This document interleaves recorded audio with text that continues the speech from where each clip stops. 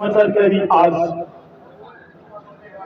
हरियाणा की एक बहुत ही चर्चित विधानसभा क्षेत्र भिवाड़ी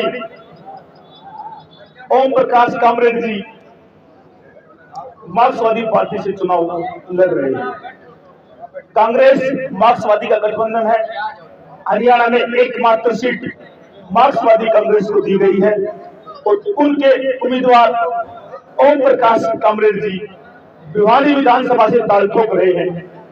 ओम प्रकाश जी, समाचार कैरी मीडिया समूह में आपका हार्दिक अभिनंदन, स्वागत। मैं भी समाचार कैरी के चैनल का और दर्शकों का स्वागत करता हूं। जी, विधानसभा चुनाव में आप ताल ठोक रहे हैं, क्या रहेगा परिणाम?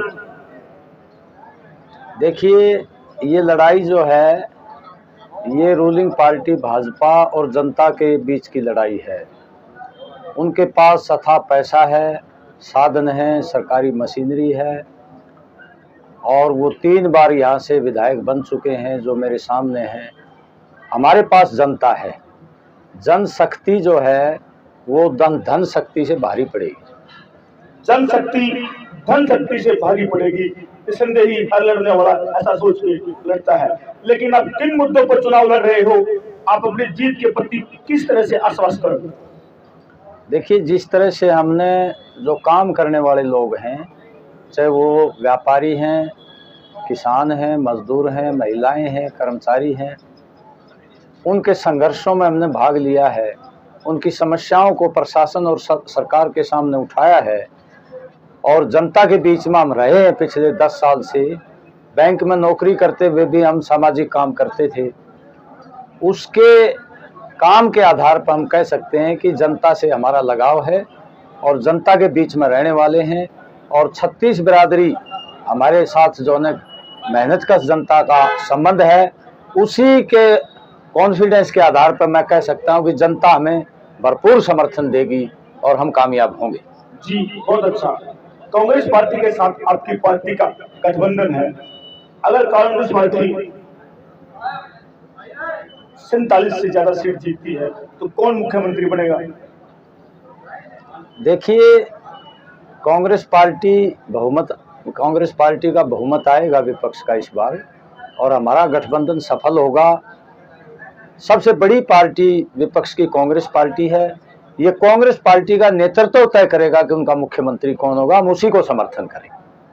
आपको लगता है कि मात्र एक सीट मार्क्सवादी पार्टी को दी गई है कांग्रेस के 90 के स्कोर में से, क्या भिवाड़ी की जनता आप पर विश्वास करेगी? देखिए, हम जनता के बीच में रहे हैं और जनता के संघर्षों में रहे हैं और भिवाड़ी की जो हालत है आज वो बहुत खराब है। नागरिक सुविधाओं का भारी अभाव है, भयंकर बेरोजगारी है, महंगाई है, पीने के पानी की बड़ी दिक्कत है गांव में, सिंचाई के पानी की, और शिक्षा स्वास्थ्य का भी बुरा हाल है। उन मुद्दों को हमने लगातार उठाया है और हमारी जनता ये विश्वास करेगी कि ऐसा व्यक्ति जो रोड पर रहा है जनता के साथ, वो विधानसभा में मुद्दे उठाएगा और जो रूलिंग पार्टी है, जो बहुमत आएगा, उस पर दबाव बना के हमारी समस्याएं हल करेगा। ये भिवाड़ी की जनता को पूरा विश्वास है। जी, बहुत अच्छा। आज से 10 साल तक भाजपा की सरकार हरियाणा में रही है, उससे पहले 10 साल कांग्रेस की सरकार हरियाणा में रही है। 10 साल कांग्रेस ने ऐसा क्या परिवर्तन या विशेष कार्य किया है कि जनता दोबारा से कांग्रेस पर विश्वास करे? देखिए, 10 साल कांग्रेस का शासन रहा है, बिल्कुल सही है, और जो नीतियां थी उससे जनता में असंतोष पैदा हुआ है। लेकिन जिस तरीके से भाजपा आम लोगों की रोजी रोटी पर हमला करती है, बड़े कॉरपोरेट के पक्ष में नीतियां बनाती है और जो काम करने वाली जनता जो संघर्ष करती है, संतोष होता है, उसको वो लाठी गोली की भाषा से बात करती है और धर्म जाति के आधार पर जो हमारा सामाजिक संरचना है उसको बिगाड़ने का काम कर रही है। इसलिए लोगों में गुस्सा है। कांग्रेस ने ऐसा नहीं किया। आपने कहा भाजपा धर्म जाति के क्षेत्र पर लोगों में बिखराव करती है। 2016 में एक आरक्षण आंदोलन शुरू हुआ था। उस 2016 में नहीं, 2000 कांग्रेस के 10 साल के कार्यकाल हुआ था। 2016 में जबरदस्त उसका एक अलग स्वरूप दिखाई दिया था। क्या उस तरह के आंदोलन जातिवादी को नहीं बढ़ाते क्या? बिल्कुल सही कहा आपने सर कि 2016 का जो आंदोलन था बाकायदा एक सुनियोजित तरीके से उसको शुरू करवाया गया था और काम करने वाले लोगों में आरक्षण के सवाल को लेकर विभाजन पैदा किया था जी, और आपस में काम करने वालों को लड़ाया था और उसका फायदा आज सबसे ज्यादा भाजपा उठा रही है। 2000 आज से 10 साल पहले हरियाणा में कांग्रेस की सरकार थी, केंद्र में भी कांग्रेस की सरकार थी। उस समय उस आरक्षण क्यों नहीं दिया गया, उसमें क्या कमियां गई? देखिए वो जो है जल्दबाजी में वो जो किया गया था, क्योंकि जो प्रॉपर प्रोसीजर था उसको नहीं अपनाया गया था, उसकी वजह से वो रिजेक्ट हुआ था। और हम एसवाईएल को लेकर हरियाणा में बहुत लंबे समय से राजनीति हो रही है। हर पार्टी एसवाईएल को लेकर आने की बात करती है, लेकिन एसवाईएल आज तक जहां है जनता को भी पता है, तो आपको भी पता है। देखिए हमारी पार्टी जो 1985 में राजीव लोंगोवाल समझौता हुआ था पंजाब और हरियाणा के बीच में, उस समझौते को हमारी पार्टी ने मान्यता दी थी कि चंडीगढ़ पंजाब को चला जाए, कुछ हिंदी भाषी हरियाणा में आ जाएं और हरियाणा को एसवाईएल का पानी मिल जाए और हरियाणा की राजधानी को बीच में अलग बन जाए। कुछ निहित स्वार्थी राजनीतिक लोगों ने, वो पंजाब के भी थे हरियाणा के भी थे, आपस में जनता को लड़ाया, उस समझौते को लागू नहीं होने दिया। उसी का परिणाम है कि आज वो राजनीतिक स्टंट बन के रह गया, जो वास्तविक समस्या थी उससे ध्यान हटा दिया लोगों ने। जिन लोगों ने एसवाईएल को लेकर अपनी राजनीति प्रारंभ की, उसके बाद सालों साल तक राज किया, उसके बाद सत्ता बदलती रही, लेकिन एसवाईएल हल नहीं हो पाई। हरियाणा विडंबनाओं से घिरा हुआ एक ऐसा प्रदेश है जहां पर राजनीति के लिए लोग कुछ भी, किसी भी तरह की बातें हो सकती हैं। यह भिवानी विधानसभा एक अलग ही विधानसभा इस बार हुई है, क्योंकि 90 में से एकमात्र मार्क्सवादी पार्टी को जो सीट मिली है कांग्रेस गठबंधन से, ओम प्रकाश कामरेड जी, जो कि बहुत ही फेमस व्यक्ति हैं, जो सामाजिक व्यक्ति हैं, इन्होंने अपने सर्विस रोल में भी लोगों की सर्विस की है, वो लोगों के बीच में रहा है। निसंदेही इनका कार्यकाल, इनका खुद का निजी जो व्यक्तित्व है वो पार्टी के भारी पड़ेगा, क्योंकि मार्क्सवादी पार्टी का हरियाणा में अभी कोई जन्म नहीं हुआ है। अगर जन्म होगा तो ओम प्रकाश जी कामरेड के द्वारा ही 5 तारीख को जो वोटिंग होगा और 8 तारीख को हमें पता लगेगा। जी, भिवानी को लेकर आपकी क्या प्राथमिकताएं रहेंगी, क्या सोचते हैं आप भिवानी के विषय में? देखिए भिवानी में सबसे पहले तो जो नागरिक सुविधाएं हैं, पानी पीने का गंदा मिलता है 80%, सीवरेज से मिला हुआ है, सीवरेज ओवरफ्लो होता है, बरसात का पानी जो है अटक जाता है, सड़कें टूटी हुई हैं। यहाँ तक भी जो पॉश इलाका है सेक्टर का 13 और 23 का, वहाँ भी एक एक हाथ के गड्ढे बने हुए हैं और कोई परवाह नहीं है। जो मौजूदा प्रतिनिधित्व करते हैं, चाहे वो MP हो MLA हो, लोगों की कोई चिंता नहीं है। कानून व्यवस्था बिगड़ी हुई है, आए दिन चोरियां डकैतियां फिरौतियां और धमकियां मिलती हैं। तो हमारी प्रायोरिटी होगी पहले नागरिक सुविधाएं मिलें लोगों को, कानून व्यवस्था ठीक रहे, यहाँ गुंडागर्दी का आलम खत्म हो और स्वास्थ्य की सुविधाएं, शिक्षा की सुविधाएं मिलें लोगों को। सिविल अस्पताल में जो समस्याएं आती हैं वो समस्याएं हम उसका समाधान करेंगे। उचित डॉक्टर, दवाइयां, मशीनें वहां उपलब्ध होंगी। और बेरोजगारी को देखते हुए आज भिवानी में भयंकर बेरोजगारी है। पिछले 15 साल से यहाँ का हमारा विधायक है और 10 साल से भाजपा है, कोई भी कारखाना यहाँ जो है सार्वजनिक तौर पर नहीं लगाया। एक BTM बचा हुआ है, तमाम कारखाने भिवानी के बंद हो गए हैं और इसका हम समाधान निकालेंगे और मनरेगा जैसा कानून जो है शहर में भी लागू हरियाणा सरकार के लिए अपील करेंगे। जी जी, बहुत बहुत धन्यवाद सर। और अब भिवानी की बहनें क्या उम्मीद करती हैं आपसे? और महिला सुरक्षा की बात हो, चाहे शिक्षा की बात हो, रोजगार की बात हो, तो महिलाओं के लिए खास आप क्या लेकर आ रहे हैं? देखिए, एक तो जो मानसिकता पुरुष समाज में है, मैं कोई पुरुष समाज की आलोचना नहीं कर रहा, जो सामंती सोच है, जो महिलाओं के प्रति पिछड़ी सोच है, उसको अभियान चला करके हम बदलने का काम करेंगे और महिलाओं को जो है अधिकार दिलवाएंगे और जो है वो जो असुरक्षा है महिलाओं में, उस असुरक्षा गुंडागर्दी को खत्म करने का काम करेंगे। हमारी बहन बेटियां बिल्कुल सुरक्षित रहेंगी, ऐसा माहौल हम बनाएंगे। बहुत अच्छा। हरियाणा में एक प्रचलन है जो कि 2014-19 में हुआ था कि क्या इस बार भी जाट वर्सेस गैर जाट की राजनीति हो रही है? देखिए, भिवानी जो एक ऐसा क्षेत्र है जहां इसका जाट नॉन जाट का प्रभाव जरूर पड़ा है। इस चुनाव में हमारी कोशिश रहेगी कि जनता के मुद्दे हों, रोजी रोटी के मुद्दे हों, रोजगार के मुद्दे हों, नागरिक सुविधाओं के मुद्दे हों, खेती के मुद्दे हों, ये मुद्दे हम उठा रहे हैं चुनाव में, ताकि जो जाति पाति की राजनीति वो पीछे रह जाए। लेकिन हमारी जो विरोधी पार्टी है या मुख्य जो शासक पार्टी है, वो चाहेंगे जनता के मुद्दे आगे ना आए, जाति पाति पर चुनाव हो। ये इस बार भिवानी की जनता बदलाव करेगी और जनता के मुद्दे भारी पड़ेंगे, ये हम कोशिश कर रहे हैं।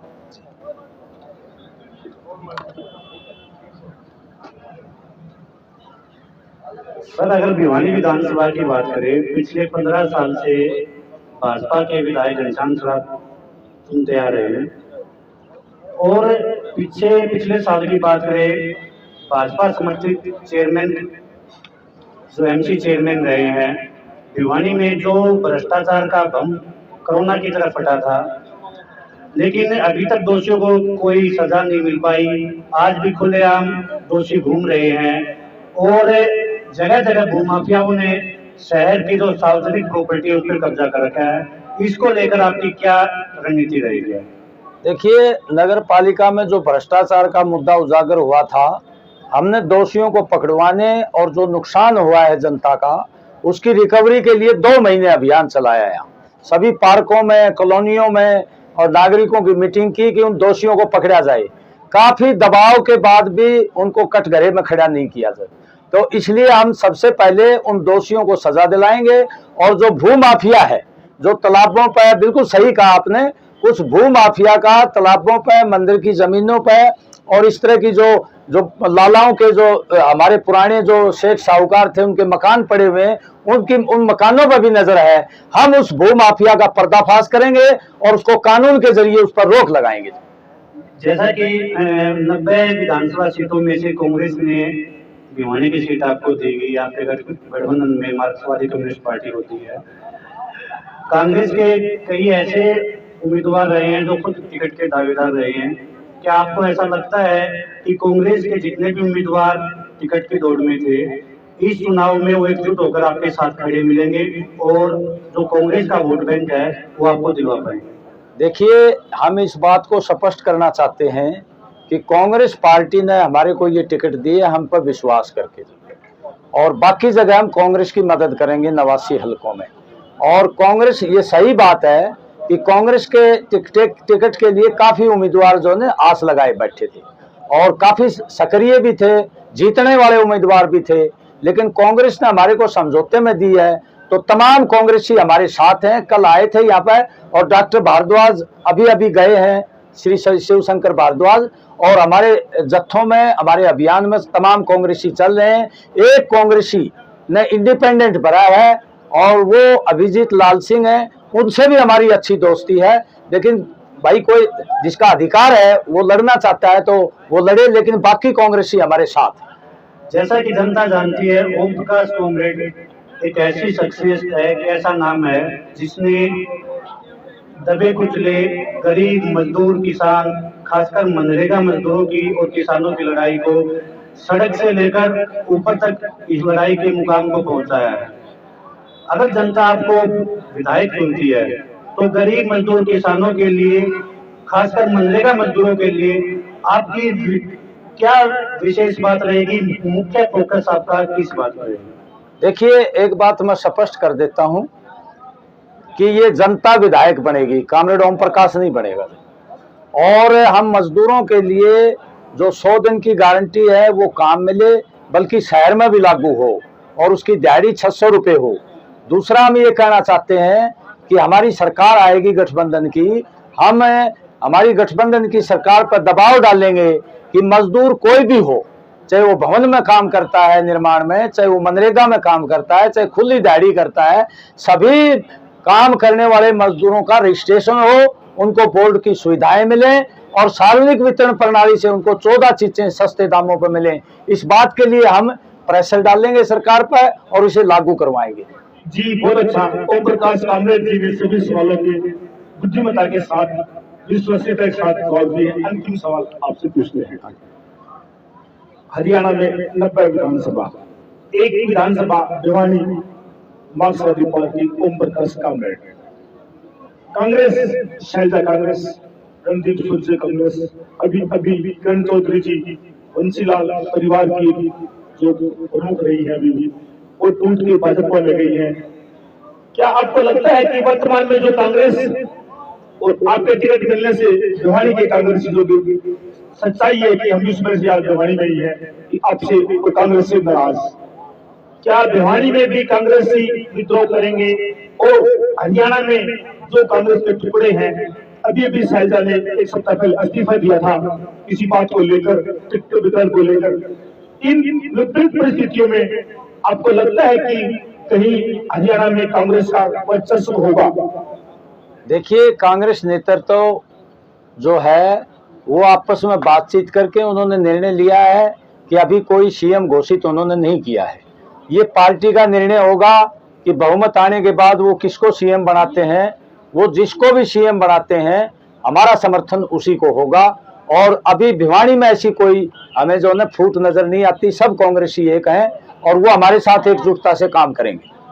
जैसा कि पीछे हम देखते आए हैं, ओम प्रकाश कामरेड ने हमेशा से जो चतुर्थ श्रेणी के कर्मचारी रहे हो, चाहे वो कच्चे कर्मचारी रहे हो, उनकी आवाज को प्रमुखता से सरकार के समक्ष रखा। क्या हम उम्मीद करें कि आने वाले समय में यदि जनता आपको विधायक सुनकर विधानसभा में भेजती है तो कच्चे कर्मचारी, खासकर जो कॉन्ट्रैक्ट कर्मचारी हैं, उनके लिए आपकी क्या ठोस नीति रहेगी और क्या आपका उनका दृष्टिकोण रहेगा? देखिए, हम सभी प्रकार के कर्मचारियों के संघर्षों में भाग लिया है।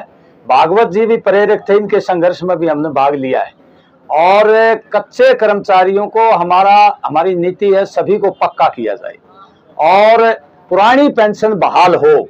ये हमने वादा भी किया है जनता के सामने, हमारी कांग्रेस पार्टी ने, और हमने कि पुरानी पेंशन बहाल करेंगे अगर हमारी सरकार आती है, और निश्चित तौर पर आएगी, बदलाव होगा। तो महकमों का निजीकरण ना हो और जो खाली पद पड़े हैं 2 लाख उनको भरवाने का काम करेंगे बिल्कुल, और ट्रांसपेरेंसी के साथ करेंगे। जी, बहुत अच्छा ओम प्रकाश कामरेड जी, निसंदेह ही आपने निष्पक्ष भाव से अच्छी सवालों का जवाब दिया है। अब परिणाम क्या होगा? 5 तारीख को 5 बजे के बाद आपका भविष्य बैलेट बॉक्स में बंद होगा। 8 तारीख को आपसे मिलेंगे, आपको फोन करेंगे। आपको हार्दिक शुभकामनाएं, आपके उज्जवल भविष्य की कामना करते हैं। दोस्तों, इस साक्षात्कार में अपने कमेंट, अपने सुझाव अवश्य दें। फिर अगली बार किसी दिग्गज हस्ती के। नमस्कार, जय हिंद, स्वागत, धन्यवाद।